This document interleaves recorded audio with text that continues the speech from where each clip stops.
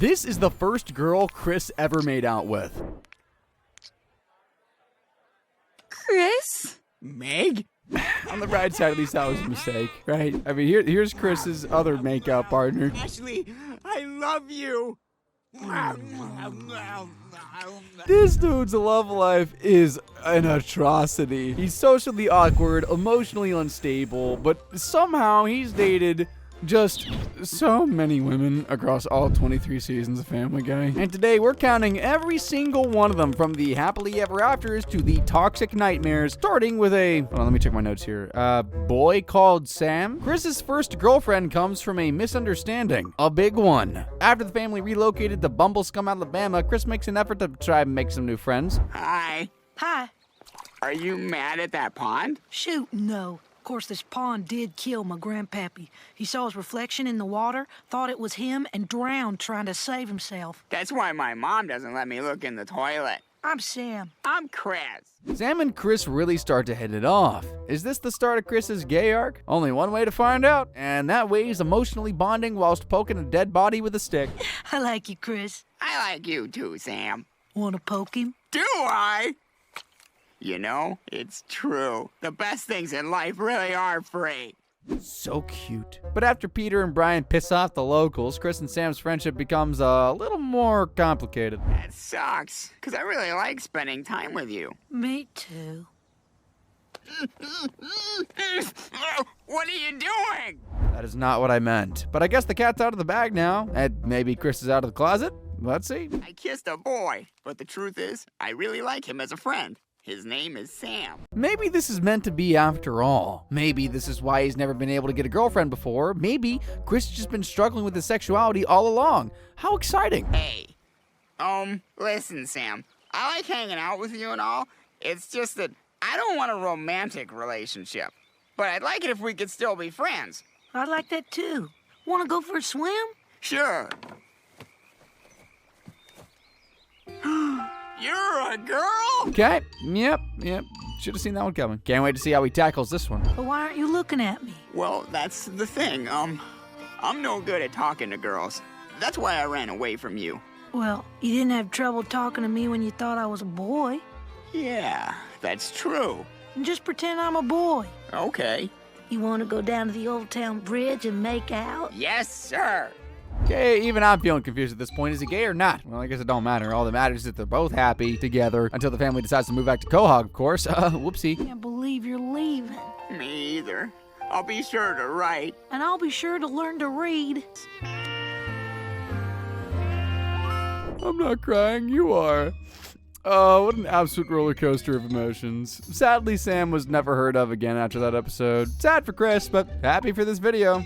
It's longer now, baby. Chris's next girlfriend skipped several steps, straight to marriage, actually. After some intense hazing at school, Chris takes the responsible decision to drop out and join the Peace Corps, leading him to be relocated to South America. Hello, I am Chief Oleki. Welcome to my village. Our air is clean, our food is bountiful, and our water is caffeine-free. Never had it? Ha ha ha! Never will. This is my daughter, Loka. And just like that, he's back in the game. Despite Loka being from an indigenous people and the pair having very vast cultural differences, they seem to hit it off. This is a gift from all of us. Go ahead, try it on. Okay. Oh, my, Chris, we can see your genitals. And when they start to get close at a local festival, Chris rises to the challenge of courting his newfound romantic interest. Chris, the Festival of the Harvest is a time of celebration for my people.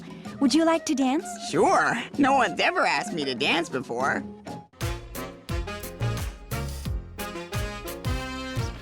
What a hunk. It's honestly really nice to see Chris taking things slowly and genuinely trying to form a healthy relationship with this girl before taking it to the next level. You have engaged the entire tribe in dance. According to our customs, you are now married to my daughter. I should just stop opening my big fat mouth. Well, congratulations, I guess. I wonder how the family will react. Okay, he says he's doing great, having a wonderful time.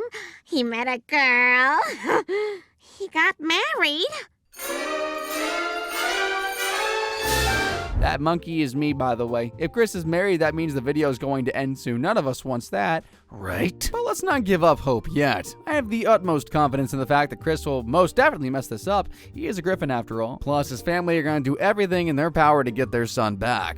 Now get your things together. We're leaving right now. Mom, I'm not going anywhere. I'm happy here. But in an unusual twist of events, Peter makes a rather unique impression on the indigenous people. You guys got an ATM? I only got $37 on me. What's the matter with him? We've never seen that much money before. You are the richest man in the country. Richest man in the country. I'm sure he won't abuse his power at all. What am I talking about? Of course he will, and he does, and Chris ain't happy about it. Dad, I have had enough of you taking advantage of these people. For God's sakes, the woman playing Elaine is a high priestess. Then the happy ever after slowly starts to come undone. Peter might be taking advantage of these people, but the apple never falls too far from the fracking tree. Chris, honey, aren't you doing the same thing? What do you mean? I mean, you just came here because you were being picked on at school. You're using these people to escape your problems. Oh my God, you're right. I married this 11-year-old girl for all the wrong reasons. Wait, she's 11? Oh wow. Yeah, that's all sorts of wrong. Whatever happens next is wholeheartedly deserved. I'm sorry, Loka. I guess I just came here because I was afraid of being a freshman. Freshman?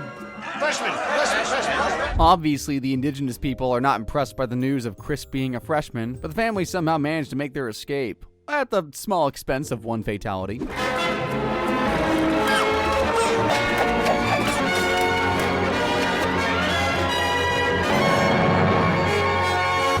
Peter, I think we forgot Meg. It's only Meg, no need to worry. Goodbye, Loco Lecky. Yeah, it was short but sweet. Probably one worth forgetting, Chris, for legal reasons. At least the video doesn't have to end now. Chris's next girlfriend comes just a few episodes later. Pretty quick for a guy who was just married, but when a cute girl catches Chris's eye, it's never long before he starts imagining potential romantic endeavors. Hey, Chris, this field trip is your chance, man. Alyssa's all alone. She's so pretty that if your hacky sack were my private parts, I'd let her do that to him. Yeah, kicking the nuts can be romantic. And after the two bond over their outrage at the government's careless spending, Chris doesn't hesitate in hitting her with a little razzle-dazzle. Have you ever seen such a waste of the taxpayers' money? You're talking to me! This is more exciting than that time me and my friends did mushrooms. This is gonna be awesome! You said it. I guess dating girls is a bit like taking shrooms. It sounds like a good idea at first, but it's not long before it can quickly ruin your life. Alyssa, hi.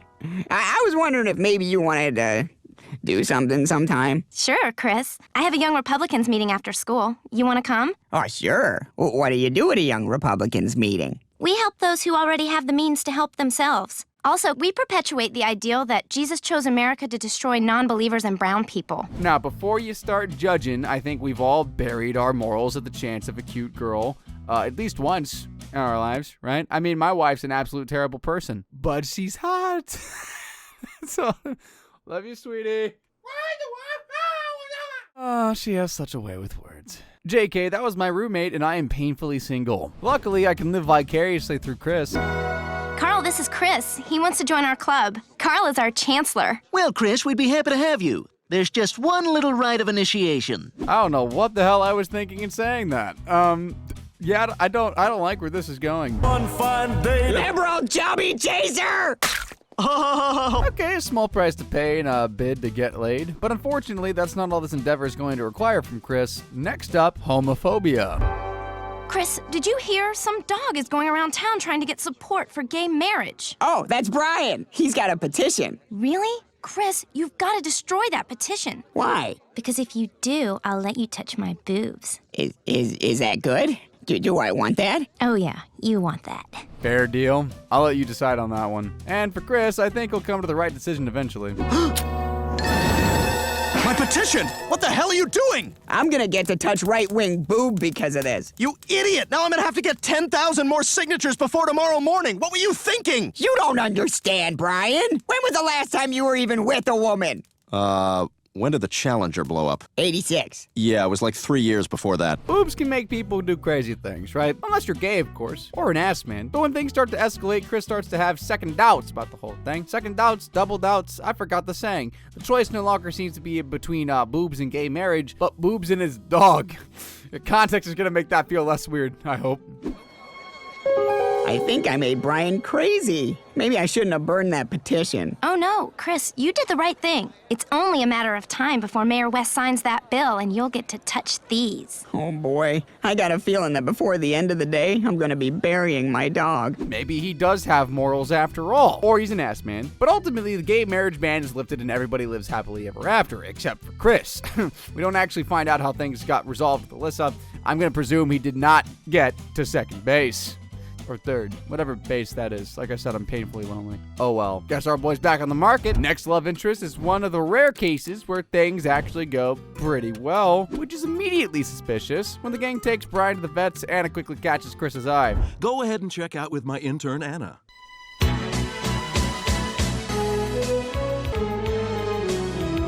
But their paths don't cross just yet, and Chris just can't get her off his mind. Well, I guess if Brian gets sick again. Oh boy! Another bold attempt foiled, but it's not long before love finally has its fate. When Peter's pet parrot dies on the operating table, Chris finds the perfect opportunity to get to know his potential future lover. My name's Anna. I'm Chris. Sometimes I have to poop for a long time. Now you say something. You're funny. Sometimes I think it's hard to talk to women. And then I see Chris. Hey, maybe I'm just fracking ugly, man. The long poop talk somehow managed to secure Chris a date, which only leads to more riveting conversation. Oh, it is so rewarding. Ever since I was a little girl, I loved working with animals. Did you ever make it with one of the dogs? What? I mean, did you enjoy your appetizer? We were all thinking it. Despite that, the date seemed to go pretty well, and Chris is clearly smitten by the brains and beauty of Anna, the veterinary assistant. Or that you'll see my scrotum and see that it has a seam, and then you'll think I'm made up of two different guys that were sewn together, because that's what I think happened. And Chris, I like you. Dang, this kid can't miss. Last time I talked about the seam on my balls mid-date, I got put on a list. But enough about me. Chris then decides to rev things up with Anna by asking some of his older peers for dating advice. this girl that I really like, if you don't mind, I was hoping I could ask you a few questions about the birds and the bees. Ah, my boy wants to know about. Came to the right place. Chris, what you always want to remember is that is perfectly natural. Asking a group of middle-aged men in a bar about the birds and the bees. What could possibly go wrong? Hey, Mr. Swanson, wasn't really talking to you. I'm sure you have fond memories, but I was kind of hoping to get some advice from someone who isn't broken from the waist down. I'm a father! You're a two-wheeled monster! Well, that's not what I was expecting. Time to put that advice, or lack thereof, into action, I guess. Chris and Anna's next date find themselves at the Griffin household, a perfect opportunity to turn up the heat. Oh God, I'm so sorry. I'll clean that up. Oh, that's okay. I'll get it. Have fun at work. Okay, bye, Chris. Not exactly the outcome Chris probably hoped for, but it was cute nonetheless. I bet his dad Peter's so happy for him and he's finally found a new girlfriend who loves him for him. Spilled on you, a man. So? You're treating her like a human being. Trust me, Chris, the next time you see this girl, treat her like crap. And you'll be cooler than a mid-'80s novelty answering machine message. Wow, finally, some good advice. The old reverse psychology, the old emotional manipulation, the old be a terrible person to somebody who likes you for being the opposite. Nice, let's put this plan straight into action. Here's your ticket. Pick that up. Chris, why are you acting like this? Pick that up and cook it into something delicious or knit it into something that's useful to me. Perfect, he's absolutely nailed it there. If that don't work, then honestly, I just give up. I never want to see you again. I can't believe I thought you were special. Anna, wait! What? Honestly, these women are just impossible. Just tell us what you want. I'm sick of all these mind games. I know, alien. What? We treat you like crap, you still won't make out with us. Makes no sense. And if you think I'm not taking it well, just wait till you see Chris. Anna took a dump on me. What? Yeah, she broke up with me. Oh, she dumped you. That's what you meant to say. I mean, I'm pretty sure they feel very similar. Poor Chris. Luckily, Peter realizes the damage he's caused, and that was nothing to do with the stern word he received from Lois. And like a good father should, he tries to make amends by helping his son get laid. All right, Chris, have a seat. Your date'll be here any minute. In fact, I think she'll be coming through that door. Hey, Chris, I'm Betty. Sorry I'm late. Your dad told me all about you. You sound like a swell fella. Thanks. Okay, I'm not getting behind this one. And hopefully Chris doesn't get behind her either. Thankfully, Peter has an actual real woman lined up, as believe it or not, Chris and the sock didn't really hit it off. This is Barbara, the girl from your class you used to have a crush on. Now, you kids enjoy yourselves, and I'll create some atmosphere. This is a favorite by Men at Work. Now, who said romance is dead? But somehow, some way, in some sort of freak outcome, This also didn't work. And when not even your dad can help you get laid, that only leaves one last alternative. Your mom. Your mom helping you get laid, that is. What do you want, Chris? All I want is to go out with Anna again. Then you just need to go talk to her and tell her exactly how you feel. Maybe the perfect love story isn't dead after all. But she said she never wanted to see him again. How on earth is he going to find a way to give himself a second chance? Some excuse to see her at the vet. Is there any more coffee? Anna, I'm here with my dog. He's not feeling well. That should do it. But seeing her is one thing. Getting her to find forgiveness for your mistakes is another. It'll be interesting to see how this one pans out. Please, just give me another chance. Gosh, he doesn't look so good. I know, but you do. You know, I get off at 4. I might just be up for a movie. Smooth operator. Sometimes you just have to do what it takes to get the woman that you love, and sometimes what it takes is to kill your own dog. It's just how it goes. I don't make the rules. And this is one of the rare episodes where Chris actually ends up with a mutual relationship at the end, who we never actually see again in the world of Family Guy, so by default, we are happily back on the market. Fast forward to Chris's new high school crush, who Stewie is more than curious about, but the girl doesn't turn out to be quite what he imagined. Now, which one is she? There. Hi, Chris. Look, despite the circumstances, Chris's hopes are up anyway. I'm optimistic. Hi, Ellen. Hi, Chris. Listen. There's something I've wanted to tell you for a really long time. Oh, brother, going straight for the kill. We've had enough practice by now. I'm sure this will go swimmingly. Well, I really like you. And I was wondering if maybe, you want to go out on a date with me. Okay, pick me up Saturday at 8. Great. See you then. Ooh, that's my boy, hook, line, and sinker. But even the absolute Riz God gets nervous sometimes. What am I gonna do? I'm really nervous about my date with Ellen tonight. I mean, I want to impress her, but what if I mess things up? Oh, come on, Chris. It's just a matter of getting off on the right foot. First things first. Let's get you looking sharp. A makeover from a baby. That's bound to calm his nerves, right? As long as he doesn't put him in a nappy, we should be good. Well, I'm glad we're finally going out, Ellen. I've really liked you for a long time. Hey, what the hell you think you're doing? Sitting down? Get up and pull my chair out for me. Oh, goodness, I'm sorry. I'm so sorry. It's off to a rocky start, but I'm sure Chris can pull it back with his natural charisma. Ellen seems like a really nice girl, too. You're gonna be this rude all evening? You haven't asked me anything about myself. Oh, sorry. So what do your parents do? That's better. My dad's an accountant, and my mom is the former governor of Alaska. Oh, that's cool. It's real cool. Now get up, come over here, and give me a shoulder massage. Slightly demanding, but she knows what she wants. Not necessarily a bad thing, right? It's not like she's asking for anything unreasonable, like someone to make her an ice cream sundae. Well, Ellen, I had a really interesting time with you tonight. I guess I'll talk to you soon. You're not leaving yet. I need somebody to make me an ice cream sundae. So get in the house. Okay. Okay, yeah. I mean, it's still not that bad. I mean, couples do things for each other all the time. Maybe it's an excuse to invite him inside. Maybe she just really likes him. Unless you're gonna pull a sundae out of your belly button, I get your ass in the kitchen. Oh boy, my dogs are moving today. No. What's the matter? Did I say put chocolate sauce on there? Do you hear me say put chocolate sauce on there? Okay, maybe I was wrong. For once. Who doesn't like chocolate sauce? It's almost definitely a red flag. Get out of there, Chris, while you still can. Well, I just thought that... You thought what? You know, if you want access to this temple, you better pay me proper tribute. All right, that is it. I don't care how hot you are. I don't much like being treated this way. Oh, yeah, my goat got standards. Enough is enough. Time to act responsibly and tarnish every single Down syndrome person with the same brush. I used to hear that people with Down syndrome were different than the rest of us, but you're not. You're not different at all. You're just a bunch of like everyone else. I got bad news for you, buddy. You just blew it. Get out of my house now. There we have it, right? Just because something ended, though, don't mean it was a waste of time. I totally screwed that up. No, you didn't. You made a vow that you were going to ask Ellen out, and you did. That took courage, my friend. Especially for a poor, timid sap like you. I'm proud of you. Thanks, Stewie.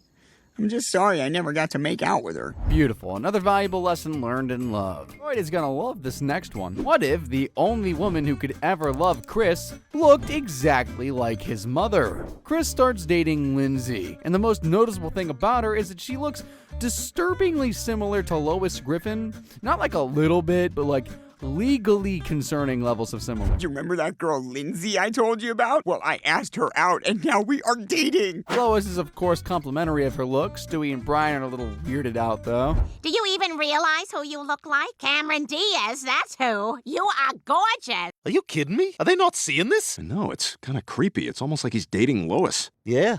She's arguably Lois's favorite girlfriend yet, until she accidentally stumbles across the truth. The big, fat, wet, sloppy truth. That girl over there, that's Chris's girlfriend. Lois realizes she was blind to Lindsay's personality because of her uncanny resemblance of herself, but now the illusion has faded. There's no choice but to break the news to Chris. Chris, you know your girlfriend, Lindsay? Yeah. Well, I saw her making out with another boy. Was she kissing with her mouth or her pants mouth? Because she does both. But Chris already knows. He just don't care. Turns out the reason he's so infatuated with Lindsay is actually kind of wholesome. I thought she'd be like you. Like me? I mean, I just look at you and Dad, you know? He's a complete train wreck, and you put up with him. So I guess I figured if I don't find a girl just like you, I might never find anyone. Once you look past the looking like your mom part, of course. But then in a heartwarming finale, Lois assures Chris there is definitely someone out there that'll love him for him. Of course you'll find someone, and you are a pride. Any girl would be lucky to have you in her life. You really think so? Of course I do, sweetheart. Dang, never did I think a story about dating your mom's lookalike could be so lovely. Romeo and Juliet, eat your freckin' heart out. As you can imagine, Chris and Lindsay didn't last much longer after this, however, but I think it appears to be a happy ending all around. What did Lindsay say when you broke up with her? Oh, she didn't seem to mind. I think she already moved on to someone else. Thanks for buying me these clothes, Glenn. You're welcome. And that's the end of Lindsay. A relationship built on unresolved emotional issues, Freudian panic, and the terrifying realization that Chris Griffin has thought about his parents' marriage for far too much time. Time for Valentine's Day now, and during Chris's newspaper round, he crosses paths with a potential new love interest. Hi. Oh, hey, I think I might have the wrong address. I'm looking for Mr. Herbert's house. No, you're at the right house. I'm his grandniece, Sandy. Wow, my name is Chris, too. Oh, hey there, Chris. Happy Valentine's Day. Hope Cupid brings you a saggy old bag of treats. Turns out Herbert the Pervert's grandniece has the hots for Chris, as well as Herbert himself, of course. May the best creep win. He's so hot. I'd love to talk to him, but I just don't know what I would say. Oh, I know all the things to say. Maybe I can help you out. You'd do that for me? Sure. Isn't that cute? We might have the start of our very own Romeo and Juliet story here, but the roles were reversed. Chris, it's me, Uncle Herbert's grandniece, Sandy. Oh, hi, Sandy. What's up? What do I say? You say, Chris, I wanted to come see you because, well... Chris, I wanted to come see you because, well, I'm kind of a lonely old man. Really? How could you possibly say no to that? I'm really feeling hopeful about this one. The foundations feel so strong and healthy. I know I'm not much to look at, and ever since I got banned from the arcade, I don't know what I'm doing. But if you're up for it, I'd like to spend some time with you. Okay, sure, Sandy. I'll come right down. Thanks, Uncle Herbert. Oh, that's beautiful. And the three of them went on to have the time of their lives. Is for the only one.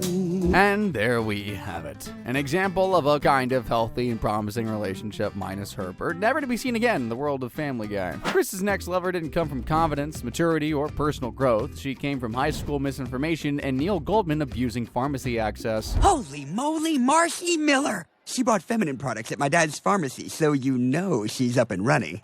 Yeah, I wish I had the guts to talk to her. Talk to her? Chris, no one talks to each other anymore. If you want to get a girl's attention, you text her a picture of your What? Really? So Chris does what any emotionally unregulated idiot would do. He sends one. I did just get this new phone from my dad. All right. What could go wrong? Turns out, Marcy didn't love it. This leads Chris into a tiny bit of trouble with the headmaster. It appears Chris sent an inappropriate photo of himself to one of his classmates. That's right. He texted a picture of his peenie. Oh, my God.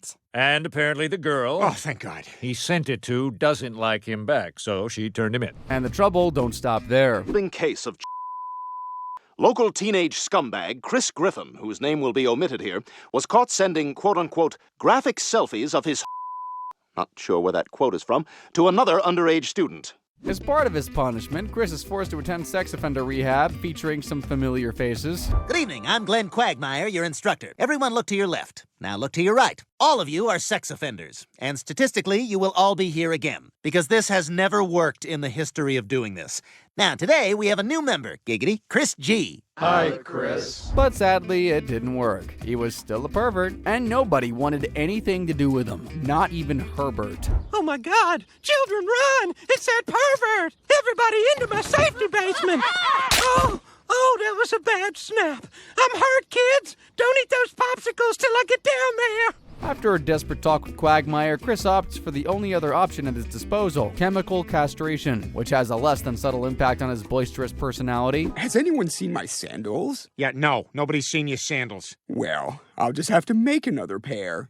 Look, Chris, I know you think chemical castration is going to solve your problems, but you have to stop taking those pills. I don't have to do anything besides get to the wind chime store before it closes. There can't be a whole store. To be fair, they also have a couple of kaleidoscopes. This rather counterproductively leads to Marcy being attracted to him as she catches a glimpse of the new and improved Chris in the library. Wow, that was really something. Marcy?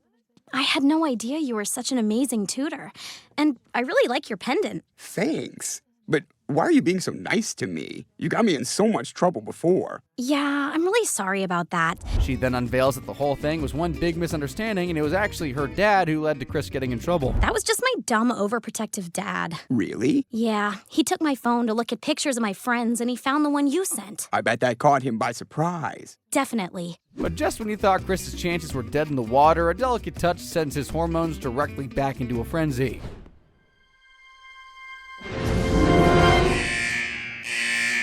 This is not a drill. I repeat, not a drill. Good to be back doing this again, huh, Bill? What, shoveling coal into a penis? I was sleeping. There's a party in his pants, and Marcy don't want to join. She is scared off once and for all. What's happening? I don't know. Someone get me nude art books. I need nude art books. Oh, good, Chris. You can hang this New York Times back on it. Oh, a peepee! And just like that, the relationship ends. No redemption arc, no emotional growth, just a reminder that Chris Griffin cannot be trusted with technology. I think it's finally time Chris found himself a sugar mommy. And they all agree. This next girl is filthy rich, and weirdly enough, she quickly takes a shine to Chris. Hi, I'm Amanda. I'm Chris. You look nice, so I'll blow my burps the other way. You're funny. Oh, thanks. Usually people just find me awkward. I have a hard time with small talk. Did you find everything you were looking for? Yeah, I did all right for a guy who just had his first homosexual experience with his guitar teacher. After Chris works his magic 10,000 feet up in the sky, Amanda makes the bold decision to invite him directly into her stinky rich world. I really enjoyed sitting next to you on the plane, Chris. Me too. I'm sorry I screamed when that guy from India got up to stretch. Look, I'm having brunch tomorrow with my grandparents at the Barrington Country Club. Maybe your family could join us. Okay, that sounds like fun. Chris takes his whole family along with him for his date. When Carter finds out who Amanda's grandfather is, he immediately panics because Reginald Barrington has enough wealth to make Carter feel poor. Daddy, we're here to have brunch with the Barringtons. The Barringtons? How is that possible? That family is the pinnacle of high society. They haven't worked in 8 generations. All the kids have drug problems. Most of them have OD'd. Carter sees this as an opportunity to climb the social ladder, but whether he climbs the ladder up or down is open for debate. Hey, I've got Moxie too. Watch this. Carmen Miranda, Carmen Miranda. Was she a singer? Was she a dancer? Nobody knows. They just remember the fruit. His life quickly turns to ruins and lacks any meaning, so he crawls to the last person he'd ever want to ask for anything, Peter, for his help to return to the club. Look, Peter, I'm sorry for the way I treated you, but is there anything you can do to get me back in the club? Well, I suppose I could talk to Barrington. Really? Oh, Peter, you don't know what this means to me. Oh, I was so desperate there for a while, I even tried a Jewish club. You don't want to get involved with them religious groups. They believe in all kinds of weird stuff. Peter actually stands up for Carter, and of course that don't end very well. Look, Mr. Barrington, he's my father-in-law. So if he goes, I go. Fine, I don't care. Your lowbrow antics no longer amuse me, Griffin. You're both out of the club. But what does this mean for little old Chris and his newly found romance? Surely true love conquers all. Mr. Barrington told me I couldn't see Amanda anymore. We never even got a chance to have Everyone knows rich, waspy girls are the best at it. Brother fracking got swindled there. Just like that, the relationship ends not with drama, not with betrayal. Just a reminder that Chris Griffin is not built for the upper class. But Chris isn't always the one chasing. Sometimes the girls start to flock to him. And not just for his dashing good looks either. Hi, Pam. I thought you gave a great book report at school today. Well, thanks. All the credit goes to Slash's biography. All I know is you looked cute while you gave it. Things move fast with this one. Chris's mysterious, nonchalant approach is clearly irresistible for Pam Cool J. You're funny, Chris. Maybe we could hang out again sometime, you know, if you want. I'd like that. Guess it's time to meet the family. And Stewie's already exposing Chris for the player that he's become. Pam, this is my family. Family, this is my girlfriend, Pam. You know, Chris, Usher categorizes his girls into two groups. With he's gonna get with. So is this one you got or one you gonna get? Times have changed and this relationship is serious. Chris seems to finally be settling down, but Peter is shocked by the type of girl he's finally settling down with. Wait, Jerome's daughter is your girlfriend? Chris, can I speak to you for a moment, privately? Dad, if this is about Pam... Yes, it is about Pam, and I have something to say. Chris, she's not fat. What? You thought he was going to say something else, didn't you? Shame on you. Peter's best friend Cleveland is black after all. He's woke. I'm not sure we can say the same about Lois. Now let's go see if your mom's done listing all the black people she's ever seen on television. Flip Wilson, John Amos, Diane Carroll. Then things take an even darker turn when Peter finds out Pam's dad, Jerome, doesn't want his daughter dating a white guy. The Griffins decide to invite the pair around for dinner anyway. Family dinners are always the best places to escalate racial tensions. You're a novelty to these people. These people? Here it comes, guys. Peter's about to take race relations to the next level. White people have done a lot of good things for the world. Oh, yeah? Like what? Well, I'll tell you. Listen up. We gave you Eminem and Justin Bieber, too. I love Eminem and Bieber, and you're not allowed to judge me. But wait, there's more. From J. Crew and John Heder. Add to that a fleet of sophomore, the cast of Friends. Hey, I'm sold. I wonder how Jerome feels about it. You know what? That song only made me hate white people even more. Look, this ain't happening, Pam. Straight up. You ain't his shorty or his boo. Dang, guess your dad bursting into a 3-minute long song about how great white people are don't help you get laid by your black girlfriend after all. Who'da thunk it? The perfect love story seems to be coming to a premature close. Or Chris. There's nothing worse than a forbidden love. Maybe racism is worse, but only slightly. And he's really not taking the whole thing too well. God, I miss Pam so much. I don't think I can live without her. Black is the biggest problem facing this country today. Okay, we do not agree with Peter here on no villains are safe. No, I'm not doing it. Still firmly on Chris's side. That boy's ready to fight. You know, I should go over there and fight for Pam. Absolutely you should. You should always fight for what you believe in. Hopefully it doesn't end with Chris getting shot in the head, but that would be a good place to end this video at least, because I'm quickly running out of jokes. But if Chris is going to fight for Pam's love, he's going to have to get through her dad first. Griffin, where the hell is my daughter? She left me a note saying she ran off with Chris. Oh my God, Chris? I don't have time for your nonsense. I gotta find my daughter. Look, let me help you. I'm great at finding stuff. Last night I found Lois's... Okay, maybe he is going to get shot in the head after all. Jerome might genuinely have a gun. But whilst Jerome is getting hot-headed, our boy Chris is getting hot under the sheets.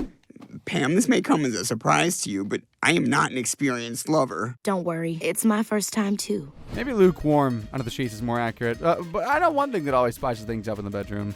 Your dad walking in unannounced. Hold it right there. Dad, Jerome, how did you find us? You okay, honey? Dad, I'm fine. Don't worry, nothing happened. I tucked it between my legs as a joke, and then it got stuck. Happens to the best of us, Chris. But if one thing's gonna kill the mood every time, it's some softcore segregation from none other than Peter Griffin himself.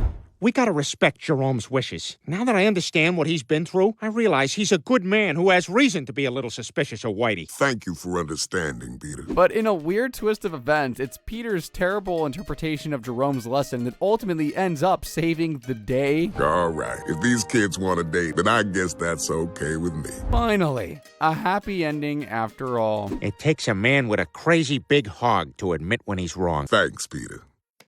I'm wrong, but maybe Chris and Pam are right for each other. Another girlfriend that slowly fades into the abyss without another mention. You know what chicks love? Tattoos. Chris knows it. But unfortunately, he's broke. Whoa! Lo suggests he get himself a job. This leads him to reminiscing about the time he scored an acting role in a rom-com. Taxi! Taxi! Hey, are you crazy? Crazy for love? The most amazing girl I've ever met leaves on a plane in 5 minutes. When you've dated as many girls as Chris has, it's only natural that he plays the part of the hopeless romantic. Go get him, handsome. Final boarding call for Ashley's New England College. Final boarding. Whoa, whoa, whoa, whoa, child! What's the hurry? Love of my life, that's what. We got a code Romeo. Repeat, code Romeo. The clock is ticking and Chris's dream girl Ashley might soon slip through his fingers. A girl we've never actually seen before on Family Guy. And man, is she cute. Chris, you came! Oh my god! Let me get my grandma. Don't that just make your heart melt? Even her grandma's there to witness the start of their young romance. Chris? Ashley, I love you. I think I'm gonna throw up.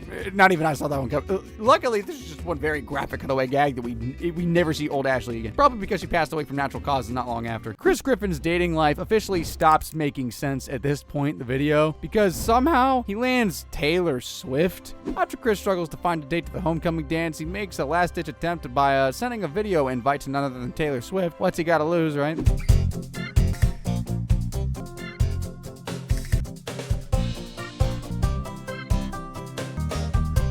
It's unorthodox, but maybe that's part of the charm. And believe it or not, it just gets better.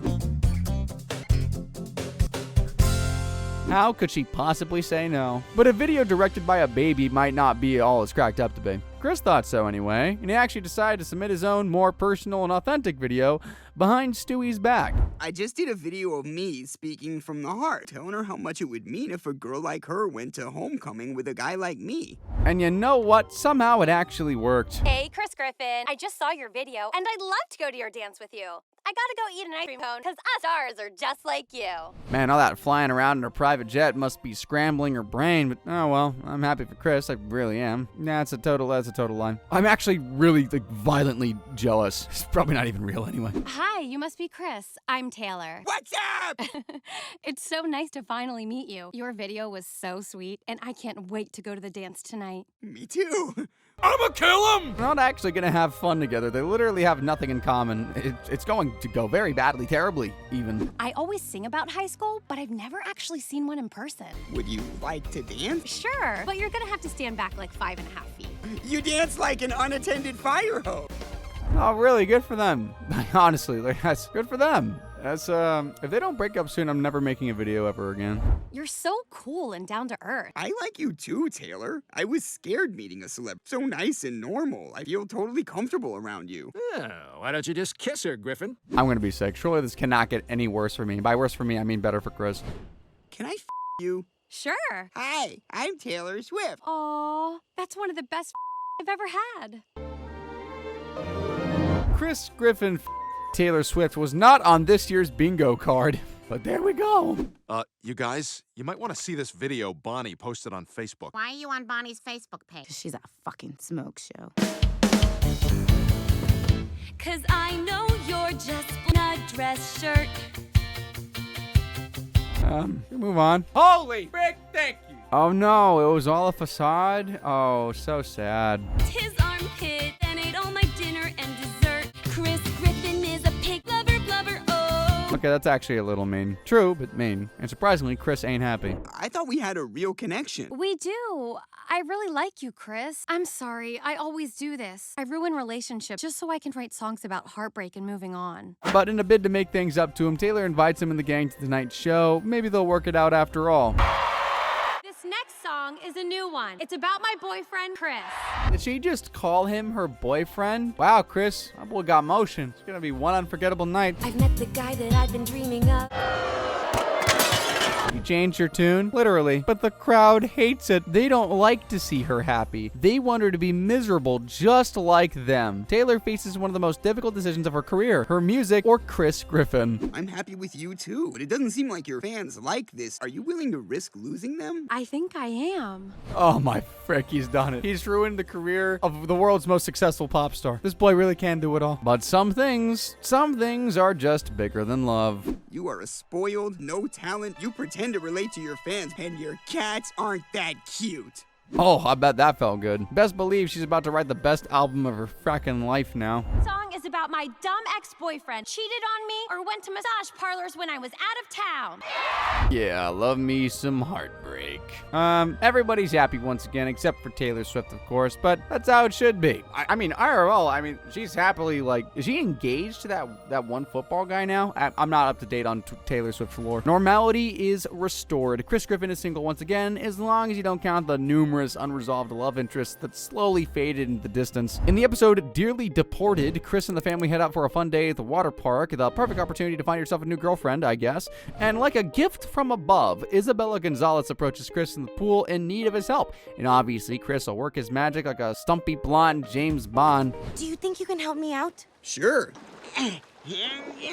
And if you're ever feeling unsure about how to progress in your adult love life, then make sure to take any form of unsolicited advice given to you by a baby. You should ask her out. But what if she says no? Hey, if you want something, you've got to go for it. Because who knows more about women than someone who was living inside of one less than a few years ago? These are thoughts I never wanted to have. The kids aren't always a catalyst for a loving relationship. Isabella! Listen, I'm not great at this, but... Yeah. Told you. Also, I was wondering if there's any chance you'd maybe want to go out with me sometime? Oh, Chris, that's sweet. I don't think you'd want to go out with me. Why not? It's just that, well, I have kids. Luckily for Chris, it's not only the ladies he's smooth with. Another golden nugget of advice for you here. If you're ever meeting a potential partner's kids for the first time, make sure to put your hands directly into their mouths as soon as humanly possible. If you couldn't tell by now, I'm being very sarcastic, and you should never ever do this ever, ever, ever, ever. Oh, I think I feel something. And yes, for all you eagle-eyed viewers out there, that is Consuela de la Morela, the notorious Hispanic housemaid of Family Guy. But what we really want to know is, will Chris ignore the life-altering commitment of deciding to date a girl who already has 2 kids to another man in a desperate attempt for love? I don't care that you have kids. Well, I'd still like to go out with you. Wow, that's really sweet, Chris. Okay, you're on. Here's my number.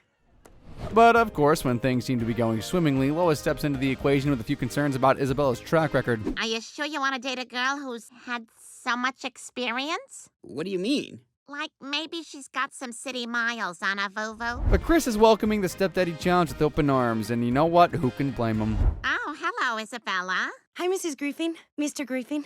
Mr. Griffin's up here, sweetheart. Well, I guess you two have fun. Okay, bye. Sadly, though, it's not long before Chris and Isabella find a spanner that puts their entire relationship in jeopardy.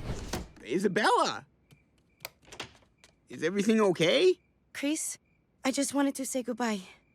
What do you mean? I found out that I'm going to be deported. But when the going gets tough, the tough gets going. In the ultimate declaration of love, Chris steps up to the plate in a way only Chris really could. The whole reason I left Mexico was to give them a better life. Well, I could take them until you get back. I mean, I'm no expert at this sort of thing, but... Yeah. Gee willikers. Isabella leaves for her deportation, and Chris is quick to make his newly acquired offspring feel comfortable in his care. Don't worry, I'm gonna take good care of you. I'm gonna call you Juan, and I'm gonna call you too. Unfortunately, it's not long before Chris is smacked in the face with the expensive reality of how it is to be a parent in modern-day America. It's nothing but the best for you two. So I got you all organic, non-GMO, no hormone food. That'll be $500. Ah. He then has the bold idea to drop out of school and get a job to help support his newly acquired family, but Lois has other ideas. If Isabella can't get here to take her kids back, we'll just have to bring them to her. We're going to Mexico so we can give these kids back to their mother. Guess it's time for a road trip. Operating like a homegrown ice, the gang take Juan and two back to be reunited with their mother in Mexico to the lovely village of Sante Terrible. Look, there she is! Chris, what in the mind of Mencia are you doing here? My babies! Lois, despite hating every second of this, decides that she's not leaving Isabella and the kids behind, so she offers to get them back into the U.S. because nothing says rom-com like international international immigration logistics. As a mom, I don't know if I can in good conscience leave this family here. We'll just have to smuggle her and her babies back in. The Griffins call Quagmire to fly them out because if you're in trouble, your first call should always be the registered offender with a pilot's license. My dad's friend, Mr. Quagmire, is gonna say a lot of stuff to you, all gonna be disgusting. Hey, you must be Isabella. I came as soon as I heard about you, and then I got on my plane. All right. But before they can escape, corrupt Mexican police intercept them. They steal the plane, they steal the car, but they can't steal Chris's love for his children. I mean, Isabella's children.